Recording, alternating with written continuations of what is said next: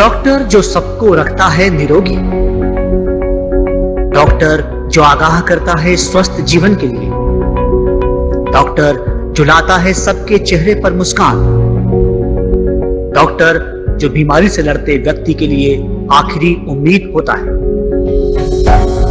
मिलिए प्रदेश के जाने माने डॉक्टर्स से और जानिए अपनी बीमारी का सटीक इलाज। After God.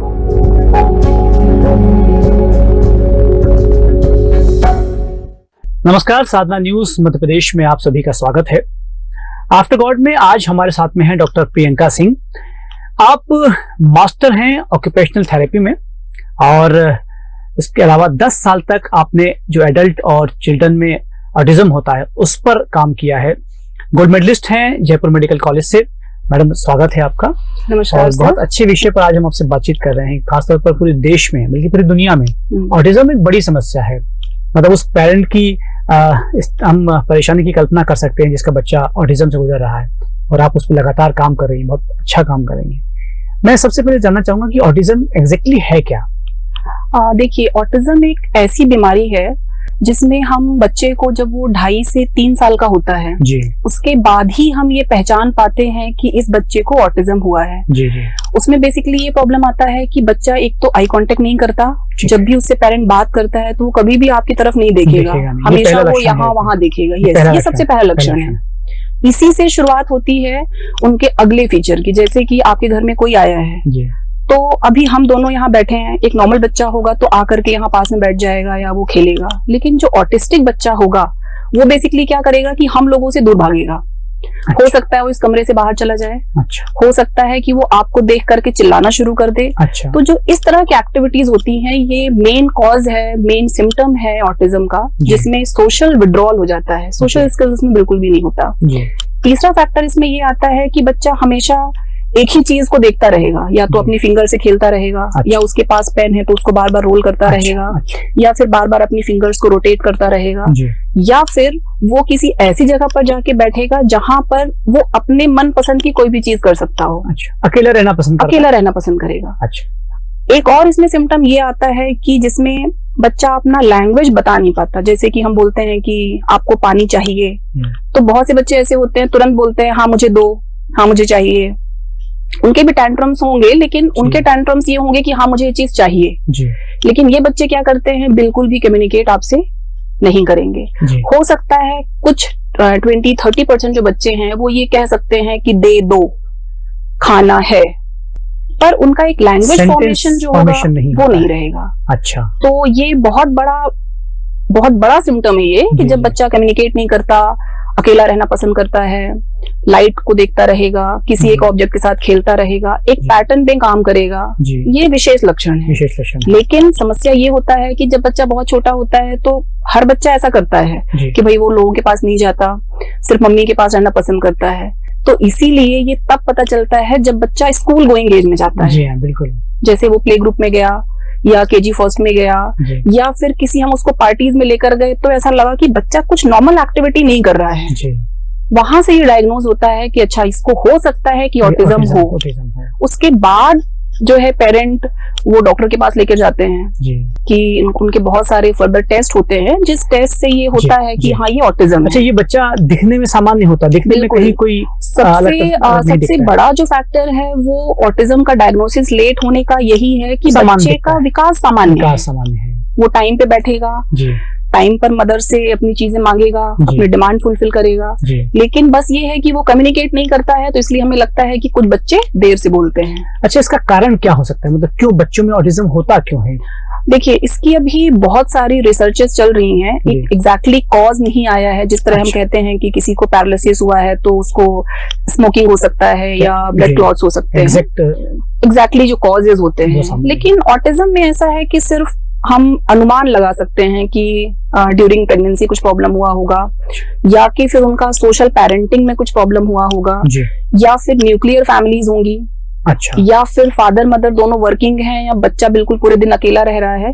इस तरीके के बहुत अलग अलग तरह के हम कॉजेज अज्यूम करते हैं। अच्छा अच्छा। पर एग्जैक्ट कॉज अभी अननोन है इसका। अच्छा, ये बड़ी चीज है कि पता नहीं है कि मतलब पहले से ही हम क्योर कर सकते हैं, पर इसीलिए इस चीज को एक डिसऑर्डर फॉर्म में ये लंबे समय तक चलता है। अच्छा, आपने बताया 2 या 3 साल से शुरुआत होती है जी, और यदि इसे ठीक नहीं किया जाए, डॉक्टर के पास नहीं जाया जाए, तो ये किस हाइट पर जा सकता है, क्या होता है भविष्य?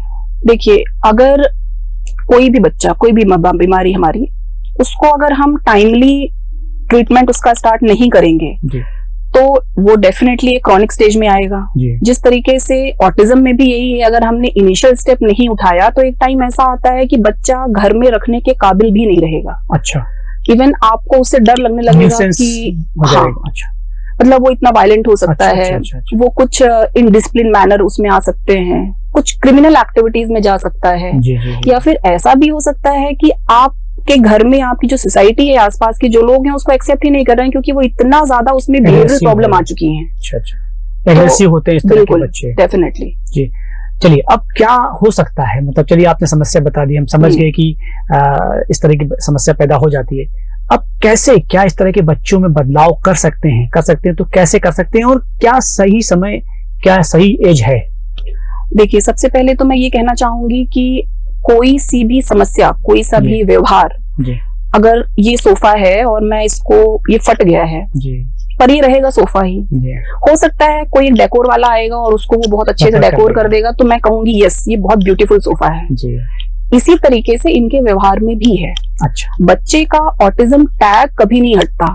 ये हमें स्वीकारना रहता है कि अगर मेरे बच्चे को ऑटिज्म डायग्नोज हुआ है तो डेफिनेटली ये स्टिल अपनी, जब तक उसकी लाइफ है, जब तक वो ऑटिस्टिक चाइल्ड है, हाँ, तब तक उस पर ध्यान रखना होगा। बिल्कुल रखना पड़ेगा। और जब भी आपका कीन ऑब्जर्वेशन खत्म हुआ तो बच्चा हमारा गलत ट्रैक पे जा सकता है। लेकिन अभी के टाइम में करीब अगर मैं बात करूं 20 सालों से या 25 सालों से, बहुत सारी अलग अलग थेरेपीज आ चुकी हैं, जिन थेरेपीज के थ्रू हम बच्चों का बिहेवियर अपने हिसाब से काफी हद तक इम्प्रूव कर सकते हैं। अच्छा। और आई थिंक ये बहुत बड़ा अचीवमेंट है हमारे देश के लिए कि पहले, क्योंकि ये बहुत विदेशों में ही सिर्फ चलन था, जैसे कि जो भी थेरेपीज थी, चाहे वो ऑक्यूपेशनल थेरेपी हो, चाहे वो स्पीच हो, या चाहे वर्बल कम्युनिकेशन के लिए कुछ चीजें हो, ये सब पहले विदेशों में चलता था। लेकिन आज के समय में ये हमारे देश में भी है, इवन एमपी में भी है, इवन इंदौर में भी है। अच्छा। तो ये बहुत बड़ा अचीवमेंट है। इसमें क्या होता है कि व्यवहार बदलने के लिए हम बहुत सारे टेक्निक्स का यूज करते हैं। जब आप किसी ऑक्यूपेशनल थेरेपिस्ट के पास जाते हैं तो वो बच्चे के पूरा असेसमेंट करता है, एग्जैक्टली उसको प्रॉब्लम किस किस क्षेत्र पे है। अच्छा। क्योंकि व्यवहार भी बहुत तरह का होता है। बिल्कुल। कभी कभी बच्चा अकेला है तो उसका अच्छा व्यवहार रहेगा, कभी ग्रुप में गया तो खराब हो गया। तो मुझे ये एनालाइज करना पड़ता है कि किस फैक्टर पे मुझे काम करना है। और जब ऐसा लगता है कि यस, ये बिहेवियर एक्सेप्टेबल नहीं है, तो उसको ठीक करने के लिए फिर थेरेपिस्ट अलग अलग टेक्निक्स का इस्तेमाल करता है। और एक टाइम ऐसा आता है जब उसे हम सोसाइटी के काबिल, इंडिपेंडेंट बना पाते हैं। कितना समय लगता है इस बात में? कुछ बच्चे ऐसे हैं जो करीब 10 साल के थेरेपी प्रोग्राम्स के बाद वो किसी रेस्टोरेंट में काम करने जैसी स्थिति में भी आ गए हैं। अच्छा। मैं एग्जैक्टली होटल्स का नाम नहीं लूंगी, बट मैं ये कहना चाहूंगी कि बहुत सारे जो ऑटिस्टिक बच्चे हैं, जब वो एडल्ट होते हैं, लाइक 18+ होते हैं, तो वो इतना ट्रेंड हो चुके हैं, जो मतलब दिल्ली या बहुत बड़े बड़े मेट्रो सिटीज में होटल्स में पूरा स्टाफ ऐसा है। अच्छा। अब आप सोचिए कि वो कॉर्पोरेट लेवल पे कैसे सब कुछ मैनेज करते हैं। इसका मतलब है कि उनका व्यवहार जो है उसको हमने सुधार करके और उसको पर्पसफुल स्किल्स में हम लेकर आए हैं। तो ये थेरेपिस्ट का अचीवमेंट है। जी जी जी। सबसे बड़ा चैलेंज अगर हम कहें ऑटिज्म का, वो क्या है? देखिए, वैसे तो ऑटिज्म अपने आप में एक बहुत बड़ा चैलेंज है, बेसिकली मदर के लिए, थेरेपिस्ट के लिए और एक टीचर के लिए, स्कूल के लिए।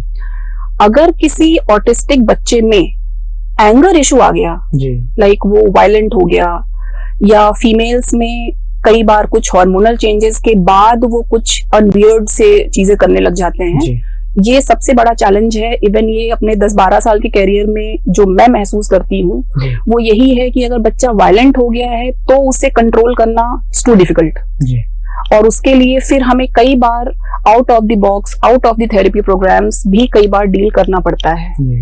और वो व्यवहार, यस डेफिनेटली वो कंट्रोल होता है, लेकिन उसके लिए थेरेपिस्ट का एफर्ट, सही गाइडलाइन मिलना, सही उसको न्यूरो ट्रीटमेंट मिलना, सही उसको स्कूल मिलना, और डेफिनेटली पेरेंट्स का एजुकेट होना, लाइक ऑटिज्म के लिए अवेयरनेस होना, ये सबसे मेजर फैक्टर है। तब उनका हम वायलेंसी कंट्रोल करते हैं। अदरवाइज कई बार मैंने देखा है कि बच्चा मेरे पास आता है और रूम से एंटर होते से ही वो चिल्लाना शुरू कर देता है। अच्छा। Throws each and every object. अच्छा। कई बार ऐसा होगा मेरे बाल खींचने लग जाएगा, आपके कपड़े खींच लेगा, आपकी बटन्स तोड़ देगा। तो जो ये सारा प्रॉब्लम होता है ना, ये बहुत चैलेंजिंग होता है, लेकिन हम इन्हें एक पैटर्न में ले जाकर के डेफिनेटली इनका व्यवहार हम बदल सकते हैं और एग्रेशन कंट्रोल होता है। ऑटिज्म का ट्रीटमेंट लाइन क्या है, मतलब क्या कैसे ट्रीटमेंट होता है, क्या क्या चीजें होती है ट्रीटमेंट? देखिए, ऑटिज्म का जो बेसिक ट्रीटमेंट लाइन है वो स्टेप बाय स्टेप चलता है। जैसे कि हम सबसे पहले एक न्यूरो पीडियाट्रिशियन के पास लेकर जाते हैं जब बच्चा छोटा रहता है, ठीक है। इन केस अगर हम उस समय नहीं ले जा पाए और हमें स्कूल से ऐसा पता चला कि भाई बच्चे में कुछ प्रॉब्लम है और अब आपको कुछ करना चाहिए, ऐसा हमें पता लगता है, तो डायरेक्टली पेरेंट बच्चे को थेरेपिस्ट के पास भी ले जा सकते हैं। अच्छा। बट पैटर्न ये है कि पहले वो डॉक्टर के पास जाएं, न्यूरोलॉजिस्ट उनको कुछ मेडिसिन देते हैं जिससे उनका स्लीप साइकिल या उनके थोड़े टेम्पर टेंट्रम्स कंट्रोल्ड होते हैं। अगर उनको कुछ और भी कुछ कॉम्प्लिकेशंस है तो वो भी कंट्रोल होते हैं। उसके बाद रोल आता है ऑक्यूपेशनल थेरेपिस्ट का।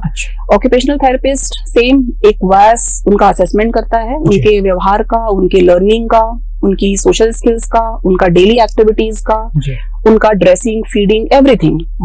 असेसमेंट होने के बाद कुछ असेसमेंट टूल्स हैं जिनके बेसिस पर ये कंफर्म करते हैं कि ऑटिज्म है। उसके बाद शुरू होता है उनका थेरेपी का जर्नी। लाइक सबसे पहले हम उन्हें एक सेंसरी मॉडिफिकेशन नाम का एक हमारा टेक्निक है, जिस टेक्निक के थ्रू बच्चे में सेंसेशन रिजनरेट किए जाते हैं। जो हाइपर सेंसेशंस हैं उनको हम डाउन करते हैं, जो डाउन है उनको हम हाई करते हैं। तो जब उनके अंदर एक सेंसरी प्रोटोकॉल डेवलप होता है, उसके बाद उनका शुरू होता है बिहेवियर थेरेपीज। बिहेवियर थेरेपीज में हम अपने हिसाब से पर्पसफुल एक्टिविटीज करते हैं, एक्टिविटीज लर्निंग प्रोग्राम्स करते हैं, कुछ ऐसी टेक्निक्स यूज करते हैं जिसमें हम हर ईच एंड एवरी एक्टिविटी का इन्वॉल्व करेंगे, जिसके थ्रू बच्चा सही से बैठना सीखेगा, कूल एंड काम रहेगा। थोड़ा थोड़ा उसको मेडिटेशन भी कराते हैं ताकि वो शांत रह पाए। हम उनको राइटिंग एड्स दे करके उनको लिखना और पढ़ना सिखाते हैं।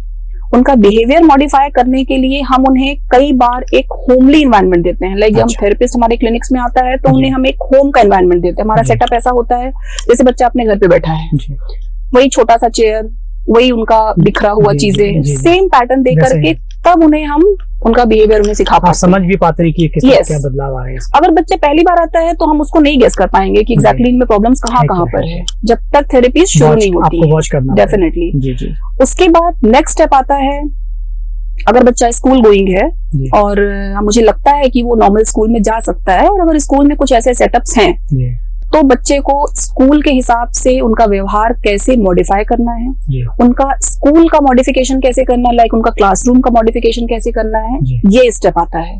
थर्ड स्टेप आता है इसमें हमारा आउटडोर एक्टिविटीज। आउटडोर एक्टिविटीज मतलब ये कि जो बच्चा शांत है उसको तो हर क्लास वाला अपने यहाँ ले लेता है, लेकिन जो बच्चा शांत नहीं है बेसिकली उन्हें लोग अपनी क्लास में भी एंटर नहीं होने देते हैं। तो बहुत सारे स्पोर्ट्स टीचर हैं, बहुत सारे म्यूजिशियंस हैं, बहुत सारे आर्ट एंड क्राफ्ट वाले हैं जो इस तरीके के बच्चों को प्रॉपर गाइडेंस देते हैं। और ये जज कौन करता है इनिशियली? Occupational therapist. वो उनको बताता है कि आपको इस पाथ में जाना है, इस पाथ में जाना है या इस पाथ में जाना है। यानी आप जो थेरेपिस्ट जो हैं आप उसको गाइड करती हैं, लेकिन अलग अलग तरह के जो एक्सपर्ट्स हैं वो इन्वॉल्व करते हैं। जैसे आप म्यूजिक की बात कही कि उस तरह के लोग भी इन्वॉल्व होते हैं। हम कुछ अगर केसेस की बात करें, कुछ ऐसे केसेस आपके पास में आए जो आपके लिए चैलेंज थे और आपने उन्हें ठीक किया हो? यस। आज बात होगी करीब 2007 की। फर्स्ट टाइम एक चाइल्ड मेरे पास आया था, बहुत छोटा था, 2.5-3 years का था वो। दिखने में बिल्कुल कॉटन जैसा था वो। अच्छा। है ना, उसके हाथ पैर बिल्कुल कॉटन जैसे थे। मेरे लिए चैलेंज ये था कि इतना नाजुक बच्चा, मैं उसको थेरेपी करूं कैसे? राइट। लेकिन फिर भी हमने एफर्ट्स लगाए और उसकी मदर का मतलब 200% इन्वॉल्वमेंट रहा। मैं उनको जो भी बोलती थी, they are doing each and everything now it is also. उसके बाद ये बात आई कि जब बच्चा को मैंने थेरेपी करना शुरू किया, बच्चा थोड़ा नॉर्मल हो गया, कुछ कुछ एक्टिविटीज करने लग गया, बट वो बच्चों को पुश करता था। अच्छा। जैसे उसने दूसरे बच्चे को देखा ही पुश नहीं। अब स्कूल कैसे जाएं? बिकॉज अच्छी फैमिली से थे तो लगता था कि हम अच्छे स्कूल में भेजे बच्चे को, ये सब प्रॉब्लम्स आता था।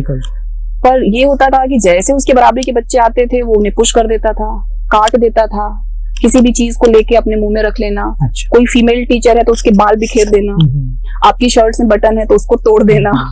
तो ये बहुत बड़ा चैलेंज था मेरे लिए कि यार इतना छोटा बच्चा और कैसे स्कूल में मैनेज करेगा ये। लेकिन अगर मैं आपको बताऊं तो इतने लंबे समय से वो मेरे कांटेक्ट में रहा है और उसका मैं एजुकेशन भी लेती आई हूँ। उसका मैंने स्कूल में भी उसका कई बार विजिट किया और उसका स्कूल भी थोड़ा बहुत मॉडिफाई किया हमने। और अभी की स्थिति ये है कि वो ग्रेड 5th में है। अच्छा, वेरी गुड। और ग्रेड 5th में होने के बाद अगर आप उसका कम्युनिकेशन की, जैसे मैंने पहले कहा था कि ऑटिस्टिक बच्चों में कम्युनिकेशन इज वेरी पुअर, लेकिन गॉड और थेरेपीज, पेरेंट का इन्वॉल्वमेंट, वो अभी इतना फ्लुएंट इंग्लिश बोलता है कि आई थिंक मुझे भी नहीं आता। Very good. आपने कैसे, मतलब क्या एक दो थेरेपी से बता सकती हैं आपने क्या प्रयोग किया उसके साथ में? यस, उसके ऊपर सबसे ज्यादा काम किया था मुझे डिफरेंट टेक्सचर की चीजें। अच्छा। लाइक कोई सा भी रूम है, मैंने उस रूम को उसके हिसाब से मॉडिफाई किया था। लाइक मेरा क्लिनिक उस समय उसके लिए मॉडिफाइड था जी, कि मुझे क्या करना है। अच्छा।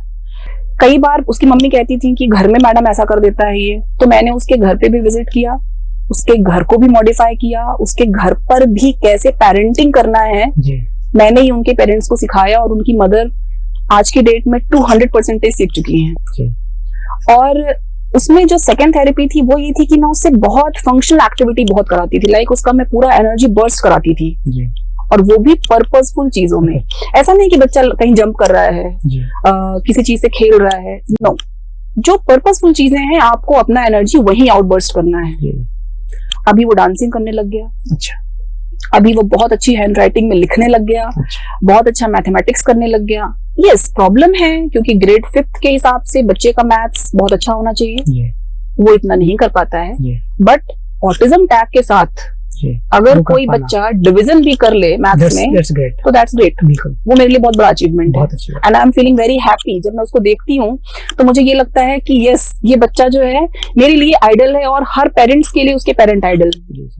डॉक्टर प्रियंका, बताइए कि ये जो आप बता रही हैं, मुझे लगता है एक मदर से भी ज्यादा इन्वॉल्वमेंट आपको करना होता है, एक बच्चे के साथ में ज्यादा समय देना पड़ता है, तभी तो आप उनसे कर पाते हैं। यस, बहुत से पेरेंट्स ऐसे हैं जो ये कहते हैं कि आप सेकंड मदर हो इनकी। बिल्कुल बिल्कुल राइट।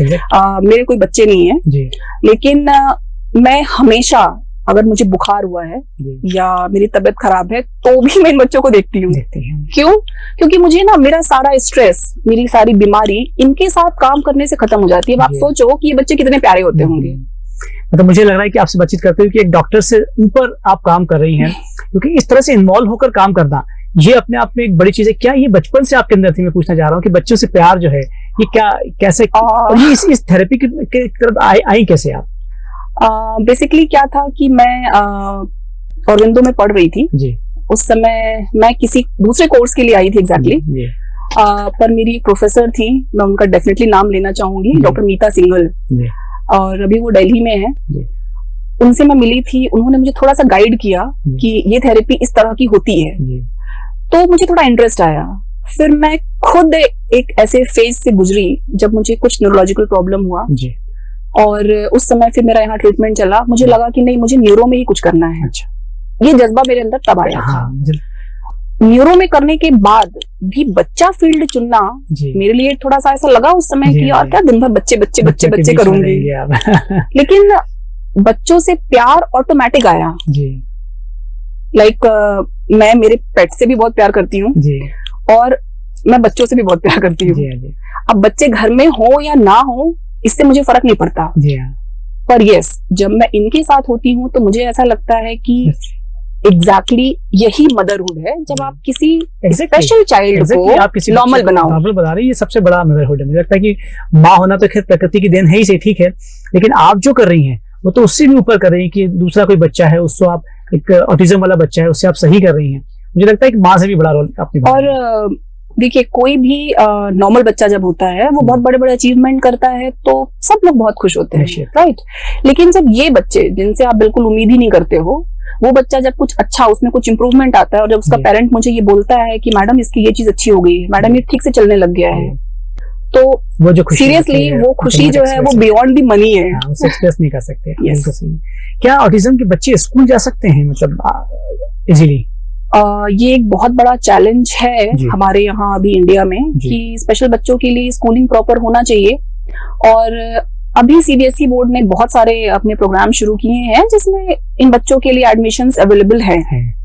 बट स्कूल्स में बहुत प्रॉब्लम आता है क्योंकि एक तो बहुत सारे जो टीचर्स होती हैं उनका भी सोशल अवेयरनेस थोड़ा सा कम है ऑटिज्म को लेकर के। अभी फिलहाल उनका ट्रेनिंग प्रोग्राम्स वगैरह भी चलाती है गवर्नमेंट, बट स्कूल में बेसिकली प्रॉब्लम यही आता है कि बच्चा दूसरों के साथ एडजस्ट नहीं होता है, उनको अलग से एक अटेंशन चाहिए। तो स्कूल में थोड़ा सा भी इन चीजों को लेकर के पेरेंट अनहैप्पी हैं।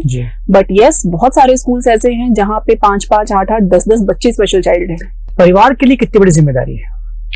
परिवार के लिए तो डेफिनेटली फर्स्ट होम है उनका वो, और मदर का, बेसिकली परिवार में जो मदर है, मदर का वहां पे बहुत बड़ा रोल होता है। परिवार को बहुत बदलना पड़ता है अपने आप को। इवन कई बार तो ऐसा होता है कि वो अपने सोशल गैदरिंग भी छोड़ देते हैं। लेकिन परिवार को भी, अगर किसी घर में ऑटिज्म है तो परिवार को ये सुनिश्चित करना पड़ेगा कि मैं उसको स्वीकारूं, वो बच्चा कैसा भी है, हमारा है, और अपने आप को बदलूं, कुछ उसके हिसाब से भी कन्वर्ट करूं। ये परिवार के लिए चैलेंज तो है। यस। और आप जिन बच्चों को ठीक कर रही हैं उनके परिवार से भी आपका इंटरेक्शन होता होगा। हाँ। परिवार बदल पाते हैं अपने आप को? बिल्कुल। और इम्प्रूवमेंट उसी चाइल्ड में आता है जिनका परिवार बदलता है, परिवार समझता है। फीमेल ऑटिज्म पर आप क्या कहना चाहेंगे? लड़कियों को यदि ऑटिज्म हो गया, बच्चियों को, उनमें क्या कोई बड़ा चैलेंज होता है? फीमेल होना अपने आप में एक चैलेंज है। और अगर फीमेल चाइल्ड को ऑटिज्म है तो पेरेंट के टेंशन्स ट्रिपल रेट के हो जाते हैं। लाइक वो ये सोचता है कि बच्ची है, मैं इसे कहाँ भेजूं, मैं इसको अकेला छोड़ूं कि नहीं छोड़ूं। फिर डे बाय डे हार्मोनल बदलाव के कारण भी जो प्रॉब्लम्स आती हैं वो सब भी आती हैं। बट फीमेल चाइल्ड अगर ऑटिस्टिक है, उसका treatment pattern as usual same है जैसा मेल का है। बस उनको हम हार्मोनल जो हमारे इम्पैक्ट्स आते हैं ना, उस पे उनको हम बदलना शुरू करते हैं और उन्हें हर चीज की ट्रेनिंग दी जाती है। स्कूल के लिए कोई आप मैसेज देना चाहेंगे, सुझाव देना चाहें? मैं सभी स्कूलों से सिर्फ यही कहना चाहूंगी, अगर कोई स्पेशल चाइल्ड हमारे पास आता है तो डेफिनेटली उसको हम एडमिशन दें। जो थोड़े बहुत वो प्रॉब्लम्स करता है उसके लिए shadow teachers, parent already school जाते हैं। और यहाँ भी हो सकता है कि अपने हम बीच बीच में हम कुछ ऐसे प्रोग्राम्स करें जिससे हमारे टीचर्स का भी अवेयरनेस क्रिएट हो और इन बच्चों को स्कूल से ना निकालें, स्कूल में इन्हें पढ़ने दें। डॉक्टर प्रियंका, आपने हमसे बातचीत की और ऑटिज्म पर जानकारी दी, खासतौर पर उन बच्चों के बारे में बताया जो ऑटिज्म से पीड़ित हैं, उन्होंने आप उनको ठीक किया है। और आपसे बातचीत करते हुए आपको सलाम करने का मन करता है कि जिस तरह से आप काम कर रही हैं, ये ऊर्जा आपकी बनी रहे, ये फीलिंग आपकी बनी रहे, आप लगातार ऑटिज्म के बच्चों को ठीक करते रहे, यही हमारी शुभकामनाएं। Thank you. तो ऑटिज्म एक बीमारी है लेकिन इसे ठीक किया जा सकता है। डॉक्टर प्रियंका सिंह जैसे डॉक्टर्स मौजूद हैं, उन्हें ठीक करने के लिए आप डॉक्टर्स के पास जाएं। परिवार को बदलना होता है, स्कूल को भी समझना होता है, ये सब बातें इस कार्यक्रम के जरिए आप तक पहुंची। आप इस कार्यक्रम को देखिए और हमारी गुजारिश है कि इस कार्यक्रम को आप ज्यादा से ज्यादा लोगों तक शेयर करें ताकि अधिकतम लोग इसे देख सकें और समझ सकें। आप देखते रहिए साधना न्यूज मध्य प्रदेश।